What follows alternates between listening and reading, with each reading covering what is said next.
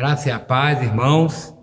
Hoje é o 18º dia da nossa campanha de jejum e de oração e eu quero trazer hoje para nós compartilharmos o seguinte tema: a armadura de Deus. Nós já vimos em uma ministração anterior que nós estamos assentados com Cristo nos lugares celestiais, acima das potestades e dos principados. E esta posição, ela nos remete a um lugar de autoridade, honra e triunfo, um lugar no qual não há espaço para fracasso, para depressão e para derrota. Mas onde está escrito isso na palavra do Senhor? Efésios 1, 20 e 22 diz o seguinte: que manifestou em Cristo, ressuscitando-o dos mortos e pondo-o à direita nos céus, acima de todo principado e poder e potestade e domínio e de todo nome que se nomeia, não só neste século, mas também no vindouro.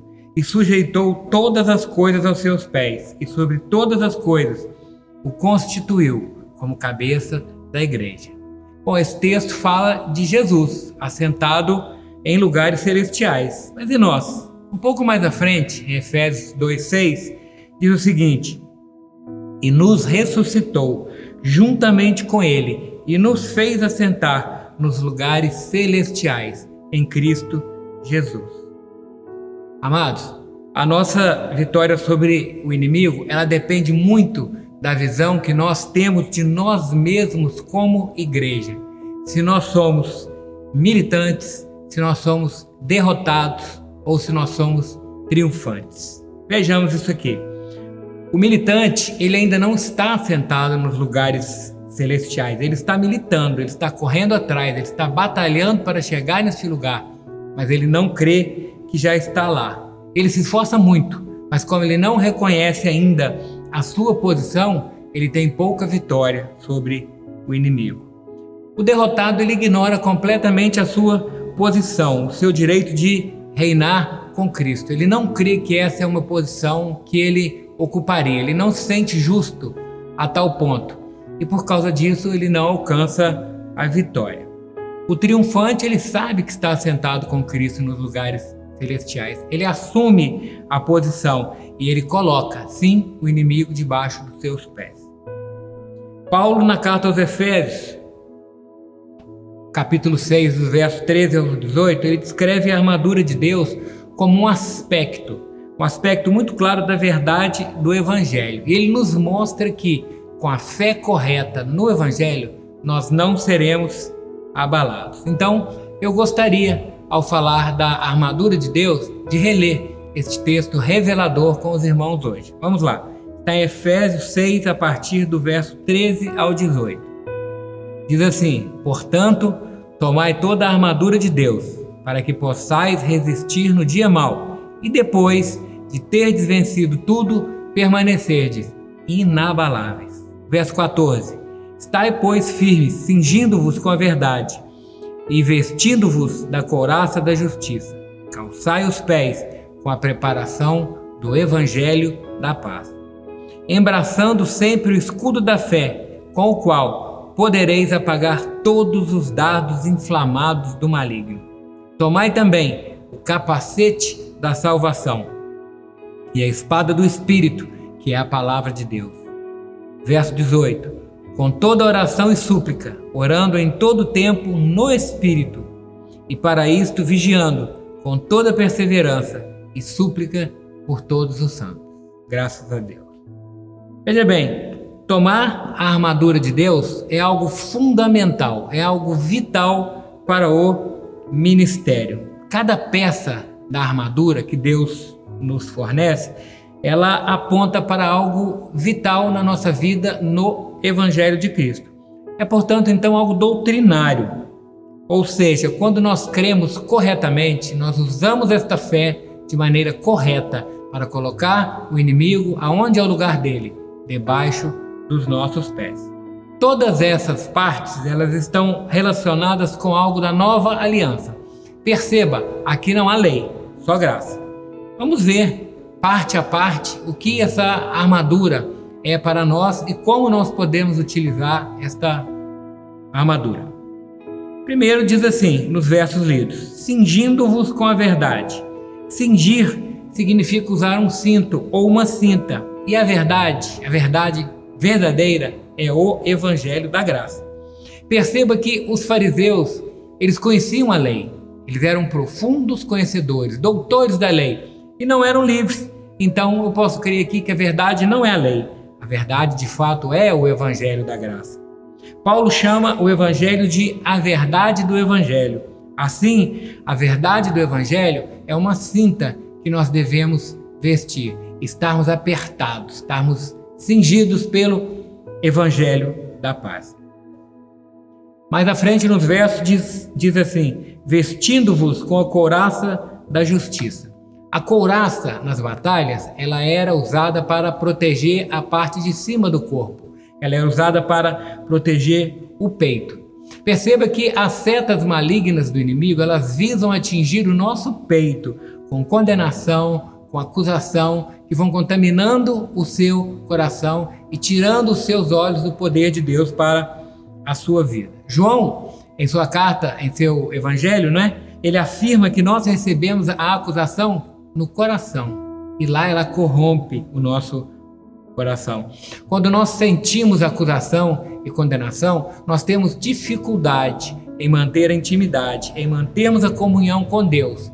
E aí nós não conseguimos vestir essa parte importante da armadura. Essa justiça, essa couraça de justiça é a fé. Ela é a justiça de Cristo, não a minha, a justiça de Cristo. E nós a recebemos como um dom.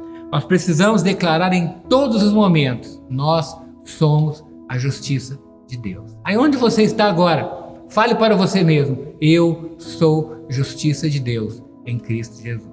Amém? Mais à frente, nos versos lidos, diz assim: calçai os pés com a preparação do Evangelho da paz.